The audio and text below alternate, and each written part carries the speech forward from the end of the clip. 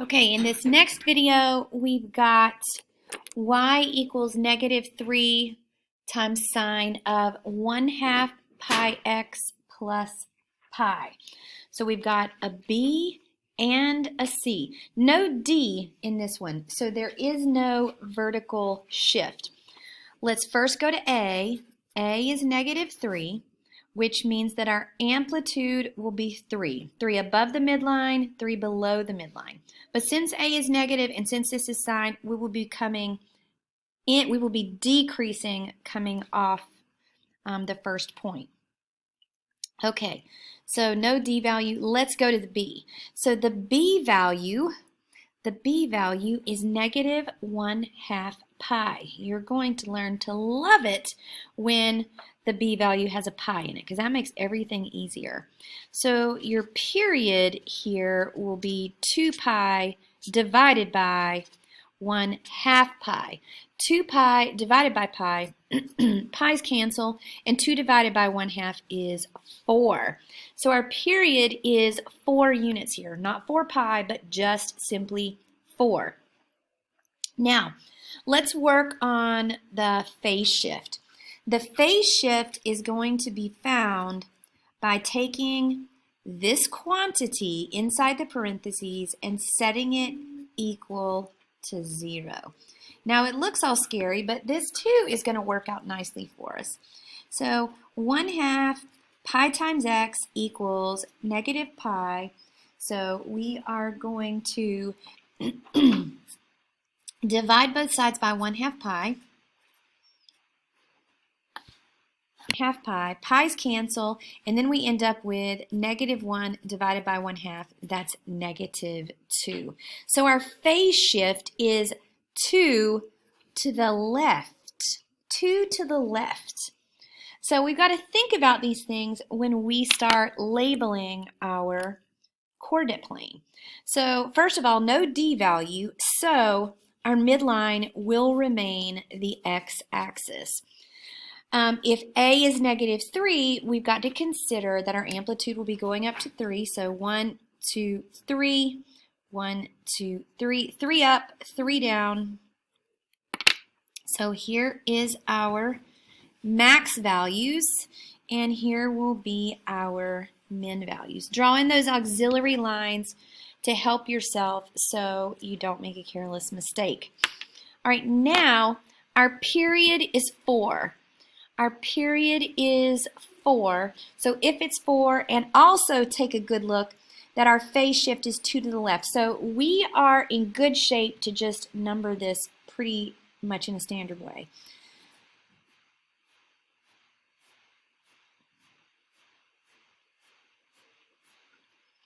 So -4, -3, -2, -1, 0, 1, 2, 3, 4, 5, 6, 7, 8. Okay, this is going to give us several periods of the graph in order to look at. So, all right, this is a sine curve. This is a sine curve with a phase shift of 2 to the left. So no vertical shift, so here is where we will be starting. We will be putting a midline crossing at -2 because we're moving 2 to the left. The period is 4. So here's going to be the start of the period, and then 1, 2, 3, 4. Here is going to be the end of the first period. That's just some guidelines so we can plot the rest of our points. This is the beginning, this is the end, this is the middle. Those are our 1, 2, 3 midline crosses. And then since a is negative, from here we will not be increasing, but we will be decreasing. So minimum value and then a maximum value. And then what you see here is a really easy, nice looking graph. And once again, just a reminder, these curves are nice and smooth and continuous. Please don't make them jagged or pointy.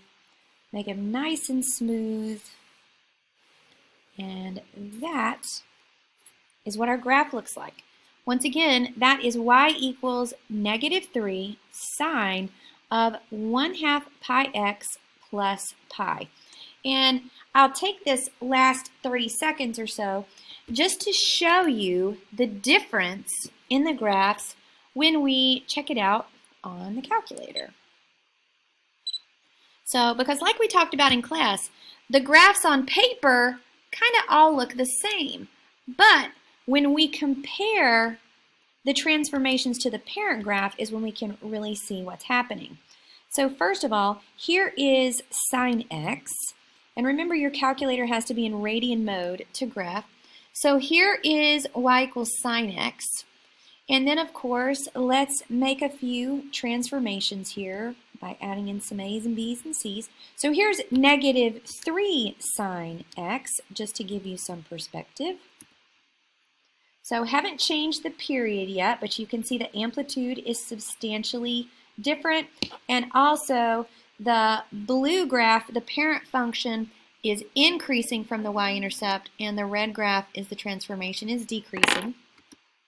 So now let's go ahead and put all of it in here. So delete. So this will be 0.5 1/2 pi x, and then plus pi, and this is what we just graphed on paper. So here's the parent graph, and then here is the comparison. So obviously, if we change the period to 4, we are shrinking the period because the period of the parent function is 2 pi, and 2 pi's decimal approximation is 6.28. So we are shrinking the period, which means we are upping the frequency. So if the period is smaller, the frequency increases. They have an inverse relationship.